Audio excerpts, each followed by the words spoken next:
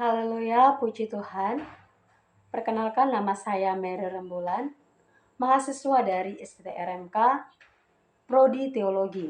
Di mana kita sebagai anak-anak Tuhan, perintisan gereja atau cross planting, usaha mendirikan jemaat baru di suatu tempat yang sebelumnya belum ada atau belum terjangkau Injil. Nah, kalau kita bisa lihat, perintisan gereja fokusnya bukan hanya membangun gedung, tetapi tujuan menjangkau orang-orang yang belum percaya kepada Kristus. Membentuk komunitas iman yang hidup dan kemudian berkembang untuk kembali melahirkan jemaat-jemaat baru. Nah, dalam perintisan gereja ada beberapa menurut teolog atau missiologi. Yang pertama itu David J. Hasselgraff, seorang missiolog. J.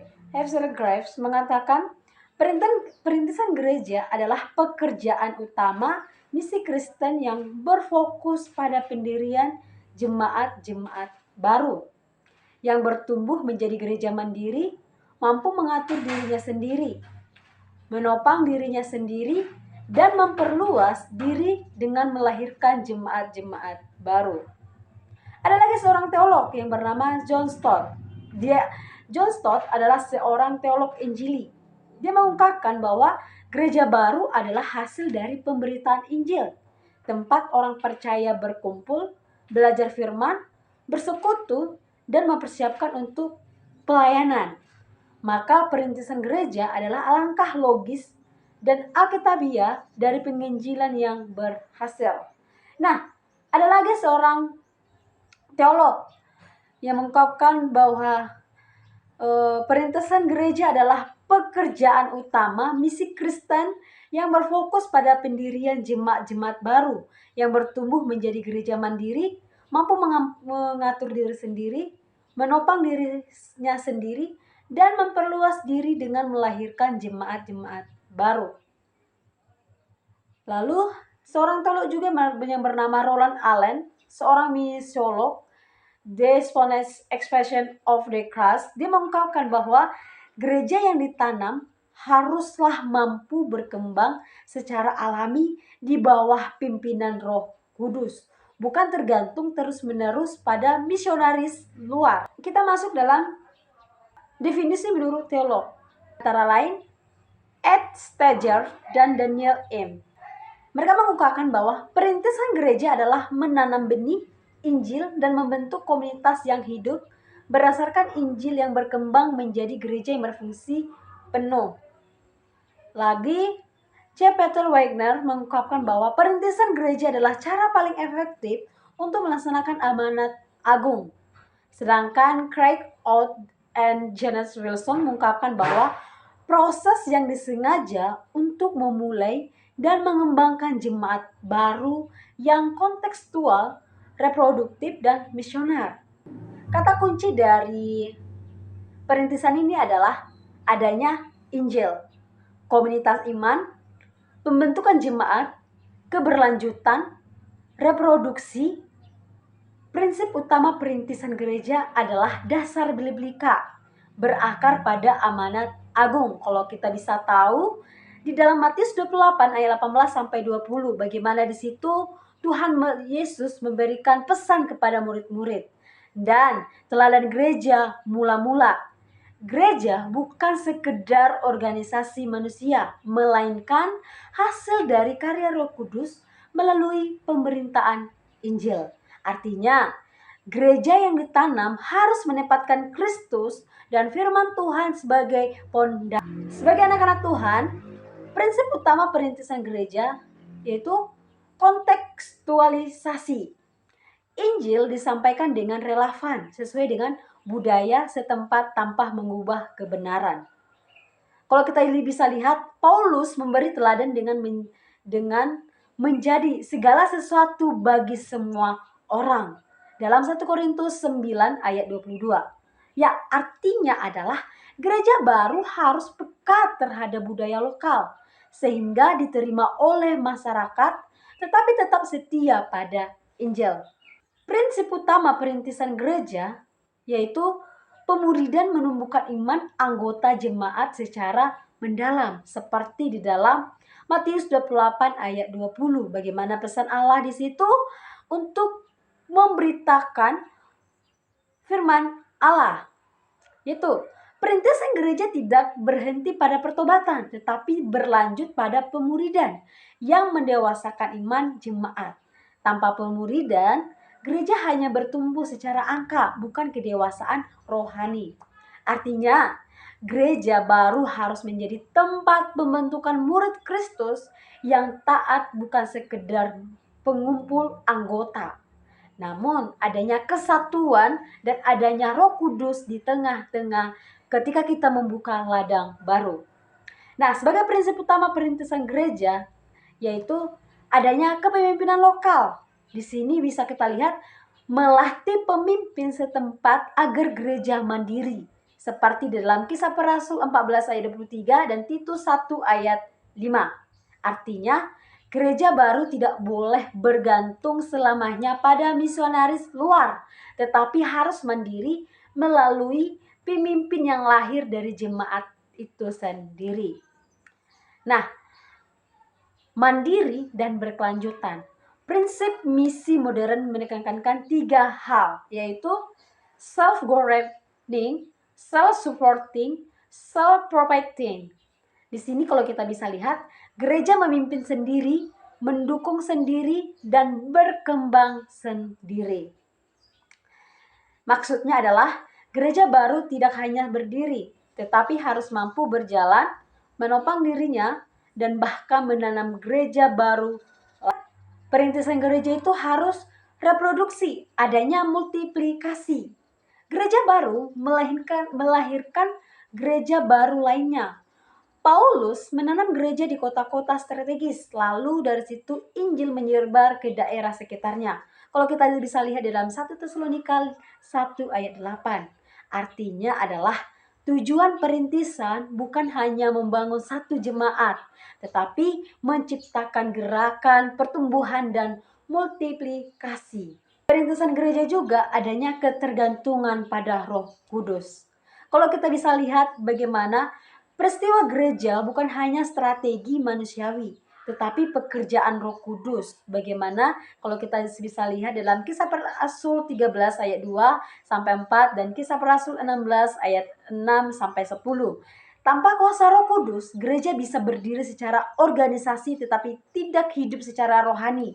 Artinya, tidak ada doa, kuasa, dan penyertaan Allah adalah inti dari keberhasilan dari perintisan. Makanya kita butuh doa, kuasa, roh, dan penyertaan Allah.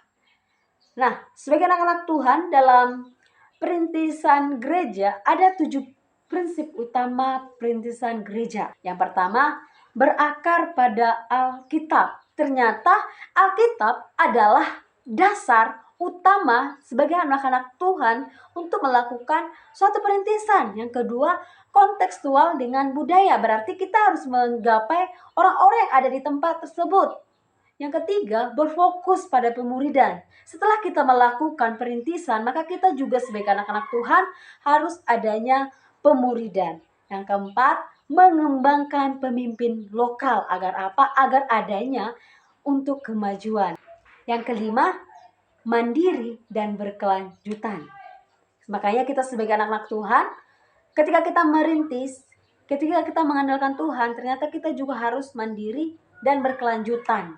Yang keenam, reproduksi, yaitu menanam gereja baru lagi. Berarti kita harus menggapai orang-orang yang akan kita rintis. Bagaimana kita melihat jemaat-jemaat atau ladang-ladang baru yang akan kita lakukan. Yang ketujuh, bergantung pada Roh Kudus.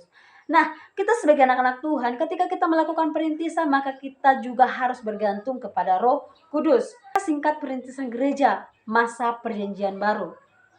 Kalau kita bisa lihat dalam Matius 28 ayat 9 sampai 20 dan kisah 1:8, murid-murid untuk memberitakan Injil.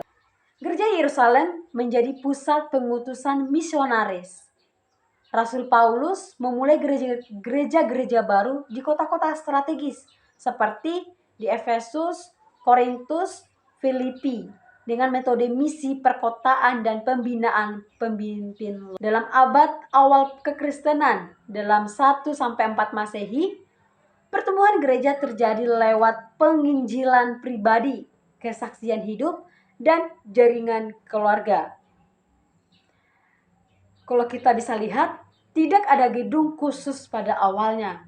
Jemaat berkumpul di rumah-rumah atau house crusades dalam abad pertengahan atau dimulai dari abad 4-15.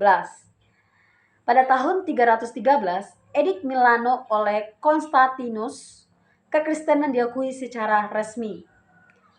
Nah, misi ke Eropa, Utara, Timur, dan Afrika, gereja mulai mendirikan biara-biara sebagai pusat penginjilan. Masuk dalam masa reformasi pada abad 16-17. Kalau kita bisa lihat, fokus kembali pengajaran firman dan keterlibatan jemaat lokal. Lintasan gereja mengikuti teologi reformasi dan misi Protestan mulai mengirim misionaris ke luar Eropa. Martin Luther, John Calvin, dan reformator lain menekankan kembali Injil yang murni. Gereja Protestan lahir membuka jalan bagi perintisan gereja yang lebih. Kita masuk dalam masa misi modern pada abad 18-19. William Carey dari India, Hudson Taylor dari Tiongkok, dan tokoh-tokoh misi modern menekankan pembentukan jemaat lokal yang mandiri. Muncul 3 prinsip misi: self-governing, self-supporting, self-propagating, atau gereja yang memimpin sendiri, mendukung sendiri, dan berkembang sendiri. Pada abad 20-21 adalah kontemporer. Di sini bagaimana muncul model perintisan gereja yang kontekstual. Gereja sel, gereja rumah, gereja multisitus, dan cross-plan movement. Daerah urban, wilayah lintas budaya, dan arcade people crowd. Penggunaan media digital dan jaringan misi global mempermudah penyebaran Injil dan membentukkan jemaat. Matius 28 ayat 19-20. Bagaimana di sini adalah sebuah amanat agung yang Tuhan sampaikan kepada murid-murid. Kisah pertumbuhan gereja dalam Kisah Para Rasul. Bagaimana kalau kita bisa lihat prinsip utama amanat agung. Yang pertama, perintah pergi. Gereja dipanggil untuk aktif keluar dari zona nyaman, menjangkau semua bangsa tanpa diskriminasi dan menginjili dunia. Lalu menjadikan murid. Tujuan utama bukan hanya mengumpulkan orang percaya, tetapi membentuk mereka menjadi murid yang taat dan bertumbuh secara rohani. Bukan di situ saja, bukan menjadikan murid. Namun, kita sebagai anak-anak Tuhan ketika kita merintis, ternyata kita juga harus adanya baptisan sebagai tanda kesetiaan kepada Kristus dan masuk dalam komunitas orang percaya. Setelah kita baptis, maka kita juga sebagai hamba-hamba Tuhan harus adanya pengajaran. Nah, di sini murid-murid diajarkan untuk hidup sesuai dengan ajaran Kristus, bukan sekedar menerima Injil secara dangkal. Lalu, setelah adanya pengajaran, ada janji penyertaan, yaitu bagaimana Yesus menyertai umatnya dengan kuasa Roh Kudus sampai akhir zaman, seperti apa yang kita rasakan sampai pada hari ini. Roh Kudus memberikan kekuatan dan menjalankan misi ini. Teologi misi atau Missio Dei dan pertumbuhan gereja. Perintisan gereja amanat agung dalam Matius 28 ayat 19-20 dan bagaimana kisah pertumbuhan gereja dalam Kisah Para Rasul. Apa yang bisa kita lihat dalam perintisan gereja? Perintisan gereja memiliki 2 dasar utama dalam Alkitab. Yang pertama, amanat agung dalam Matius 28 ayat 19-20 yang menjadi perintah langsung dari Yesus untuk memberitakan Injil dan membentuk murid di segala bangsa. Yang kedua, model Kisah Para Rasul yang memperlihatkan bagaimana perintah tersebut dijalankan oleh gereja mula-mula dengan kekuatan Roh Kudus, pemuridan yang sungguh-sungguh dan strategi perintisan yang jelas. Prinsip utama yaitu bekerja dalam kuasa Roh Kudus. Bagaimana Kisah Para Rasul 1 ayat 8. Gereja bertumbuh karena kuasa Roh Kudus yang memampukan penginjilan dan transformasi hidup orang-orang. Penginjilan dan pemuridan dalam Kisah Para Rasul 2 ayat 41 sampai 47. Jemaat baru didirikan melalui pengajaran yang mendalam, persekutuan yang erat, dan pembinaan rohani yang konsisten sehingga menjadi komunitas yang hidup. Pelayanan yang melibatkan semua jemaat, bagaimana dalam Kisah Para Rasul 6 ayat 1 sampai 7. Pertumbuhan gereja juga didukung dengan pelayanan yang adil dan pemberdayaan setiap anggota jemaat sesuai dengan karunia mereka. Di sini adanya pengiriman penginjil dan perintis baru dalam Kisah Para Rasul 13 dan seterusnya. Bisa kita baca di situ. Gereja bertumbuh melalui pengiriman rasul dan menginjil ke wilayah baru, menandai dinamika perintisan gereja yang strategis dan terarah. Dari Kisah Para Rasul ini, gereja belajar pentingnya kesatuan dalam pelayanan, kerjasama, dan ketekunan dalam mengembangkan jemaat secara rohani dan kuantitatif. Kita masuk dalam Missio Dei. Missio Dei adalah istilah teologi Kristen dalam bahasa Latin yang berarti misi Allah atau pengutusan Allah. Konsep ini memandang bahwa misi bukan berasal dari gereja, melainkan dari hakikat dan karakter Allah sendiri. Bagaimana David Box mengatakan Allah adalah Allah yang misionari. Bukan gereja yang memiliki misi, tetapi misi itu adalah karakter Allah. Sedangkan Darrell Guder mengatakan misi bukan semata kegiatan gereja, melainkan hasil inisiatif Allah untuk memulihkan ciptaan, dan gereja adalah alat dalam misi itu. Ya, kita masuk dalam teologi misi. Teologi misi adalah suatu studi yang memfokuskan diri pada panggilan dan mandat Allah melalui gereja untuk melaksanakan misi keselamatan dan pelayanan di dunia. Pertumbuhan gereja terkait erat dengan misi ini karena gereja adalah sarana Allah untuk memberitakan Injil, menjadikan murid, dan membangun komunitas iman yang hidup. Seperti dalam Kisah Para Rasul 1 ayat 8. Gereja diberi kuasa oleh Roh Kudus untuk menjadi saksi Kristus di Yerusalem, Yudea, Samaria, dan sampai ke ujung bumi. Konsep ini menegaskan keterlibatan Roh Kudus dan gereja dalam penginjilan dan pertumbuhan. Missio Dei menurut Karl Hartenstein, dia berpendapat bahwa konsep bahwa misi adalah bagian integral dari karya Allah tertunggal, bukan semata-mata aktivitas gereja, melainkan bagian dari keseluruhan misi Allah di dunia. Konsep ini dirumuskan pada tahun 1934. Ada 3 yang membedakan. Yang pertama, Missio Dei atau misi Allah, Missio Ecclesiae, misi gereja. Yang ketiga, Missio Ecclesiae, menunjuk pada misi gereja sebagai komunitas yang dikirim untuk berpartisipasi dalam misi Allah. Gereja bukan tujuan, tetapi instrumen dalam pelaksanaan Missio Dei. Nah, perencanaan gereja. Perencanaan gereja baru suatu proses yang sangat penting dalam pelayanan misi dan pengembangan tubuh Kristus. Gereja tidak boleh hadir secara kebetulan atau tanpa arah yang jelas, melainkan harus melalui perencanaan yang matang, berdasarkan doa, firman Tuhan, serta pemahaman terhadap konteks masyarakat yang dilayani. Dalam perencanaan gereja ada 4 komponen. Yang pertama itu visi gereja baru. Visi adalah gambaran masa depan yang ingin dicapai, suatu impian rohani yang Allah tanamkan dalam hati pemimpin dan jemaat mengenai apa yang akan dikerjakan melalui gereja tersebut. Visi itu memberi arah, memberi motivasi, memberi identitas bagi sebuah gereja. Tanpa misi, jemaat akan berjalan tanpa arah, terjebak pada rutinitas, kehilangan semangat untuk bertumbuh.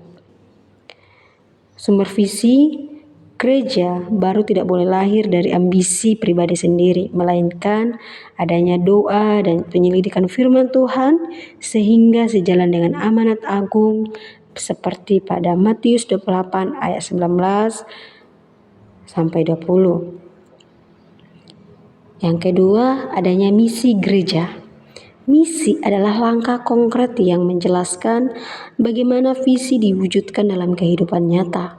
Jika visi berbicara tentang arah dan gambaran besar, maka misi berbicara tentang strategi dan jalan yang ditempuh untuk sampai ke sana. Sebagai dasar misi gereja seperti Matius 28 ayat 19 sampai 20, bagaimana di situ memuridkan segala bangsa. Lalu adanya perintah kasih. Matius 22 ayat 37 sampai 39, mengasihi Allah dan sesama. Panggilan menjadi terang dunia, memberi pengaruh positif bagi masyarakat. Tujuan gereja baru. Nah, hasil yang ingin dicapai spesifik dan terukur dalam kurun waktu tertentu. Tujuan lebih praktis dibanding dengan visi dan misi, karena menjabarkan langkah-langkah yang dapat dinilai keberhasilannya. Karena adanya kriteria tujuan yang baik, spesifik, terukur, realistis. Rencana kerja gereja baru. Rencana kerja adalah strategi praktis yang dituangkan dalam program tahunan dan kegiatan rutin jemaat. Nah, ini merupakan implementasi nyata dari visi, misi, dan tujuan yang sudah ditetapkan. Sebagai elemen rencana kerja, bidang penginjilan, bidang pemuridan, bidang ibadah, bidang diakonia, bidang organisasi dan administrasi, bidang infrastruktur, berarti penyediaan tempat ibadah, sarana teknologi, fasilitas pendukung. Prinsip dalam menyusun rencana kerja. Berarti kita harus fleksibilitas, kontekstual, partisipatif, berkelanjutan. Berarti tidak sekedar proyek jangka pendek, tetapi program yang terus dikembangkan. Visi memberikan arah, misi memberikan kerangka kerja, tujuan memberikan target yang terukur, dan rencana kerja menuntun jemaat dalam langkah-langkah praktis. Ya, kita masuk dalam pemuridan dan pembentukan jemaat. Harus adanya pendampingan rohani dan pelatihan pelayanan. Pemuridan merupakan inti dari amanat agung Yesus Kristus. Gereja tidak hanya dipanggil untuk mengumpulkan orang dalam ibadah, tetapi untuk menghasilkan murid yang setia, bertumbuh, dan sanggup melayani. Tanpa pemuridan yang baik, gereja hanya akan menjadi sekedar organisasi keagamaan, bukan tubuh Kristus yang hidup. Nah, pengertian pemuridan. Pemuridan adalah proses membimbing seseorang percaya agar semakin serupa dengan Kristus, baik dalam karakter, pemikiran, maupun perbuatan. Pemuridan bukan hanya soal pengetahuan Alkitab, tetapi transformasi hidup. Sebagai dasar Alkitabnya, Matius 28 ayat 19 sampai 20. 2 Timotius 2 ayat 2, Efesus 4 ayat 11 sampai 12. Prinsip pemuridan juga adanya relasional. Pemuridan yang terjadi dalam hubungan pribadi yang dekat.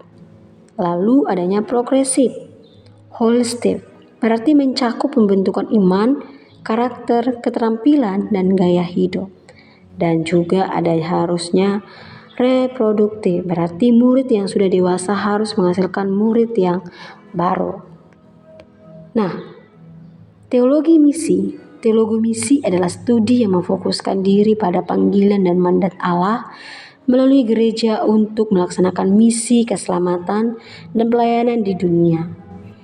Pertumbuhan gereja terkait erat dengan misi ini, karena gereja adalah sarana Allah untuk memberitakan Injil, menjadikan murid dan membangun komunitas iman yang hidup. Dan bagaimana Kisah para Rasul 1 ayat 8, gereja diberi kuasa oleh Roh Kudus untuk menjadi saksi Kristus di Yerusalem, Yudea, dan sampai ke ujung bumi. Misode adalah istilah teologi Kristen dalam bahasa Latin yang berarti misi Allah atau pengutusan Allah. Konsep ini memandang bahwa misi bukan berasal dari gereja, melainkan dari hakikat dan karakter Allah sendiri. Kalau David Bucks mengatakan Allah adalah Allah yang misionari, bukan gereja yang memiliki misi, tetapi misi itu adalah karakter Allah.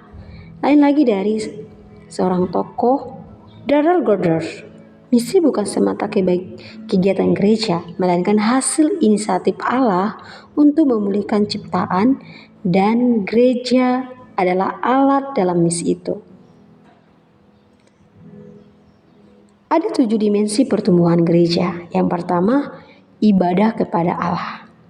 Yang kedua, pelayanan dalam persekutuan. Yang ketiga, konseptualisasi Alkitab dalam kehidupan jemaat. Yang keempat, penginjilan kepada berbagai kelompok masyarakat. Yang kelima, menyesuaikan diri dengan kebutuhan lingkungan. Yang keenam, memperkenalkan gaya hidup Kristiani. Dan yang terakhir, proklamasi Injil ke seluruh dunia. Nah, misi dan pertumbuhan gereja. Misi sebagai motor pertumbuhan gereja. Misi bukan hanya penginjilan tetapi juga pemuridan, adanya pengajaran dan pembentukan rohani. Implementasi misi di gereja lokal, membentuk tim khusus penginjilan dan pelayanan misi, melibatkan jemaat dalam program Mission Meet Mind, dan menggunakan pendekatan kontekstual sebagai kultur dan kebutuhan setempat. Nah, relevansi Missio Dei dengan perintisan dan pertumbuhan gereja. Perintisan gereja dan pertumbuhan gereja harus dilihat sebagai bagian dari partisipasi manusia dalam misi Allah yang sudah ada dan berlangsung terus-menerus. Gereja bukanlah inisiator misi, melainkan alat atau sarana Allah untuk melanjutkan misi tersebut secara kontekstual sesuai dengan kebutuhan budaya dan zaman. Ya, kita masuk dalam strategi perintisan gereja. Perintisan gereja adalah bagian dari misi Allah, seperti dalam Matius 28, 18-20. Nah, kita harus memiliki tahap strategi perintisan gereja, yaitu adanya panggilan dan visi, menyadari bahwa perintisan lahir dari panggilan Allah, penelitian lapangan, adanya pembentukan tim, dan strategi pendukung. Berarti mempersiapkan dana, jaringan, doa, serta mitra gereja induk. Adanya juga seperti penginjilan, membangun relasi, kesaksian hidup, penginjilan kontekstual. Tahap strategi perintisan gereja juga adanya pembentukan komunitas, seperti kelompok kecil, kebaktian rumah tangga, pertumbuhan iman.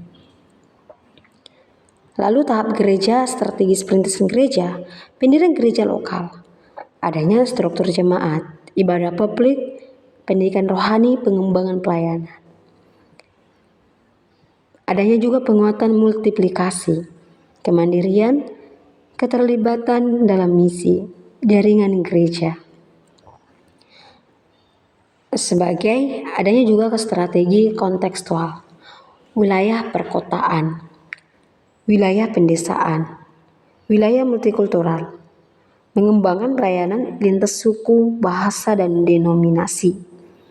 Wilayah tertutup atau Reisenstein menggunakan strategi kreatif access, pelayanan kasih, dan jaringan pribadi. Tentu kita sebagai hamba Tuhan pada waktu kita merintis adanya hambatan umum dalam perintisan. Sebagai perlawanan budaya, agama, lokal, kurangnya sumber daya, kelelahan tim perintis, kurangnya pemimpin lokal, kurang dukungan gereja induk. Jadi apa yang bisa kita lihat? Strategi perintisan gereja tidak boleh dipandang hanya sebagai teknik, melainkan sebagai karya Roh Kudus yang mengerjakan gerakan gereja untuk hadir, melayani, dan bertumbuh. Strategi hanyalah alat, yang terutama adalah kesetiaan pada panggilan Allah dan ketaatan pada pimpinannya. Ya, kita masuk dalam perencanaan gereja baru. Perencanaan gereja baru, suatu proses yang sangat penting dalam pelayanan misi dan pengembangan tubuh Kristus.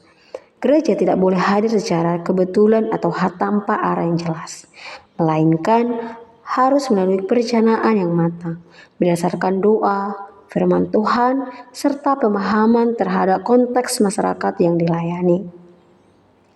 Ada 4 komponen. Yang pertama itu visi, misi, tujuan, rencana. Ya, kita masuk dalam pembentukan jemaat. Di sini kita sebagai perintis pentingnya pendampingan rohani. Pendampingan rohani adalah usaha mendampingi jemaat dalam perjalanan imannya, memberi arahan, motivasi, serta penguatan agar mereka bertumbuh.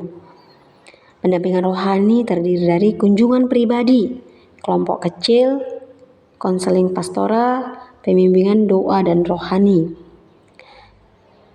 Maka kita akan mendapatkan hasil pendampingan rohani. Jemaat memiliki fondasi iman yang kuat. Jemaat mengalami pertumbuhan yang rohani yang nyata. Jemaat menjadi tahan uji menghadapi tantangan hidup. Jemaat bertumbuh dalam kasih kepada Tuhan dan sesama. Pembentukan jemaat, pentingnya pelatihan pelayanan. Pelayanan dalam gereja tidak hanya dikerjakan oleh pendeta atau majelis, tetapi seluruh jemaat. Pelatihan pelayanan bukan hanya soal keterampilan teknis, tetapi juga soal karakter, motivasi, dan panggilan rohani. Nah, dalam bidang-bidang pelatihan pelayanan adanya pelayanan firman, pelayanan ibadah, pelayanan doa, pelayanan diakonia, dan pelayanan kepemimpinan. Yang prinsipnya adanya alkitabiah, praktis, kontekstual, dan berkelanjutan. Pemuridan dan pembentukan jemaat adalah 2 sisi mata uang yang tidak bisa dipisahkan. Jemaat yang dimuridkan dengan baik akan bertumbuh, kuat dalam iman dan siap melayani. Pendampingan rohani menolong jemaat untuk tidak berjalan sendiri. Sementara pelatihan pelayanan memastikan bahwa setiap orang dapat berfungsi sesuai karunia yang Tuhan berikan. Dengan demikian, gereja bukan hanya menjadi tempat berkumpul, melainkan sebuah komunitas yang hidup, bergerak dan menggenapi amanat agung. Nah, kepemimpinan dalam gereja baru, perintisan dan pertumbuhan gereja. Kepemimpinan dalam gereja akan menentukan arah pertumbuhan dan keberlanjutan pelayanan. Kepemimpinan dalam gereja berbeda dengan kepemimpinan dunia. Mengapa? Yesus menegaskan bahwa pemimpin di antara umatnya bukanlah mereka yang berkuasa atau menguasai, melainkan mereka yang melayani. Apa yang harus dipelajari? Kepemimpinan gereja baru harus meneladani kepemimpinan Kristus yang penuh kerendahan hati, kasih, pengorbanan, dan visi misi ilahi. Sebagai dasar Alkitab kepemimpinan, Yesus Kristus sebagai pemimpin tertinggi, seperti dalam Efesus 5 ayat 23. Dan yang kedua, Roh Kudus sebagai penuntun. Dan ketiga, gembala. Paulus menekankan bahwa pemimpin gereja dipanggil untuk mengembalakan jemaat dalam Kisah Para Rasul 20 ayat 8. Gaya kepemimpinan rohani dalam kitab pemimpin rohani dinilai dari ketaatan kepada Allah, kesetiaan pada firman, dan kerelaan melayani. Pemimpin rohani dipanggil bukan hanya untuk mengatur organisasi gereja, tetapi untuk membimbing umat menuju kedewasaan dalam Kristus. Sebagai dasar kitabnya, Yesus Kristus sebagai gembala baik, Yesus sebagai hamba, Paulus sebagai teladan. Nah, Karakter dasar gaya kepemimpinan rohani. Yang pertama, kepemimpinan yang berorientasi pada Allah. Yang kedua, kepemimpinan yang melayani. Yang ketiga, kepemimpinan dengan teladan hidup. Yang keempat, kepemimpinan yang relasional. Yang kelima, kepemimpinan yang visioner. Tentunya, ketika kita melakukan perintisan, adanya tantangan dalam gaya kepemimpinan rohani, yaitu ketergantungan jemaat, konflik gaya, godaan kekuasaan, kurang teladan hidup, kelelahan pelayanan.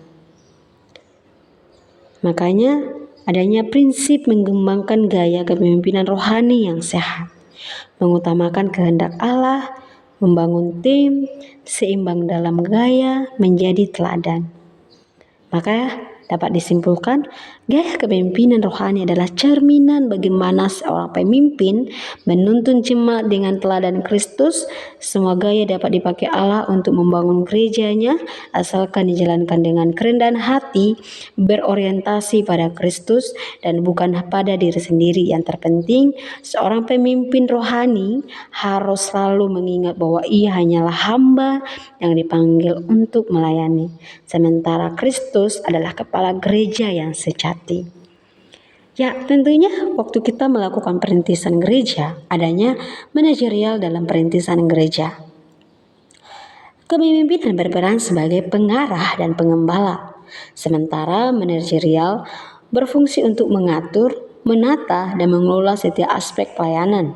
Tanpa kepemimpinan yang rohani dan manajemen yang baik, gereja baru akan sulit bertumbuh dengan sehat dan berkelanjutan. Dalam konteks perintisan gereja, kepemimpinan dan manajerial tidak boleh dipisahkan. Kepemimpinan memberikan arah rohani, visi, dan inspirasi, sedangkan manajerial menyediakan sistem, struktur, dan strategi praktis untuk mewujudkan visi tersebut. Manajerial itu sangat penting dalam perintisan gereja karena adanya pengelolaan visi dan misi, pengelolaan sumber daya, pengelolaan waktu dan program, pengelolaan struktur organisasi, pengelolaan evaluasi dan pengembangan. Nah, keterpaduan manajerial dan kepemimpinan. Kepemimpinan berfokus pada manusia, manajerial berfokus pada sistem. Kepemimpinan melayankan semangat, manajerial menjaga keberlanjutan. Pertumbuhan gereja yang sehat. Pertumbuhan gereja sering dipahami hanya sebagai peningkatan jumlah jemaat. Namun, menurut Alkitab, pertumbuhan gereja tidak hanya kuantitatif, tetapi juga kualitatif. Dan gereja yang sehat adalah gereja yang bertumbuh secara seimbang, jumlah jemaat bertambah, iman jemaat makin dewasa, dan pelayanan berdampak pada masyarakat. Sebagai dasar Alkitab, Kisah Para Rasul 2 ayat 41-47. Contoh praktis pertumbuhan gereja yang sehat.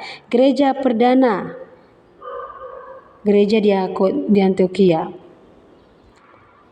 Faktor yang menghambat pertumbuhan gereja, kelemahan dalam pengajaran, kepemimpinan yang tidak sehat, kurangnya pemuridan. Konflik jemaat, fokus berlebihan pada kuantitas.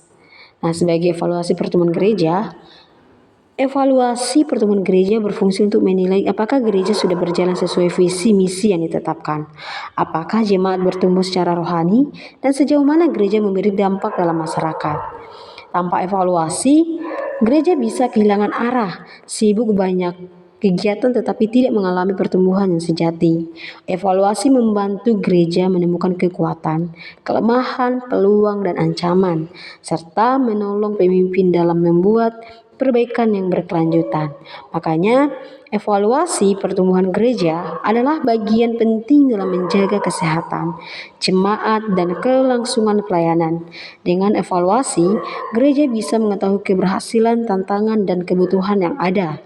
Evaluasi yang benar akan membuat gereja tetap setia pada visi Kristus, bertumbuh dalam kasih, dan menjadi terang di tengah dunia.